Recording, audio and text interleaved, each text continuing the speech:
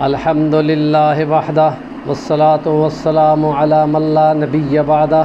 اما بعد فاعوذ باللہ من الشیطان الرجیم بسم اللہ الرحمن الرحیم قل ان صلاتی ونسکی ومحیای ومماتی للہ رب العالمین صدق اللہ العظیم رب اشرح لی صدری ویسر لی امری واحلل عقدۃ من لسانی یفقہوا قولی۔ کہہ دو اے پیغمبر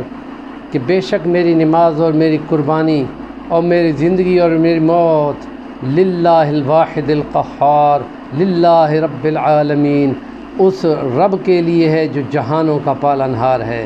یہ وہی پیغام ہے کہ اللہ پاک نے فرمایا سب کچھ کو ہم نے تمہارے لیے مسخر کر دیا اور تمہیں اپنی عبادت کے لیے بنا دیا۔ وما خلقت الجن والانس الا لیعبدون۔ تو تمہاری زندگی اور تمہاری موت اور تمہارا جینا اور تمہارا مرنا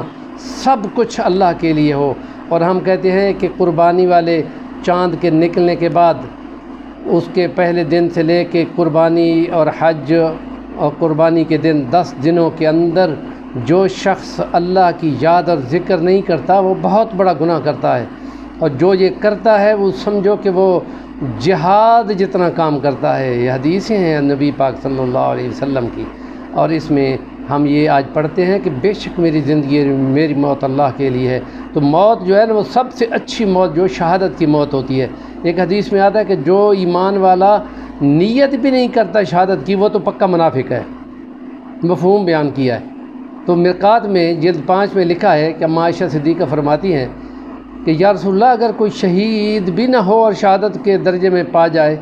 درجوں میں آ جائے وہ نام اس کا نام، تو نبی پاک نے فرمایا کہ جو یہ دعا پڑھا کرے کہ ہر نماز میں یا دن کے اندر اتنی بار 25 مرتبہ آتا ہے یا 20 بار مرتبہ آتا ہے، ہم یہ کہتے ہیں کہ ہر نماز کے بعد 5 مرتبہ یہ پڑھ لے اللہم بارک لی فی الموت وفی ما بعد الموت، اس کو یاد کر لے اور آپ یہ معمول بنا لیں، اور یہ خاص دن بھی ہے ذکر اذکار کے، تو میں اللہ برکت دے دے مجھے زندگی میں، موت کے مرحلوں میں، مشکل کے مرحلوں سے اللہ بچانا۔ اور یہ دعا بھی ہے کہ نبی پاک نے فرمایا اچانک کی موت سے اللہ کی پناہ مانگو، کہ اس اچانک کی موت میں بندے کے لیے کوئی کلمہ کوئی بچتا نہیں ہے کہ وہ فوراً اس سے پہلے پڑھ لے، اور جو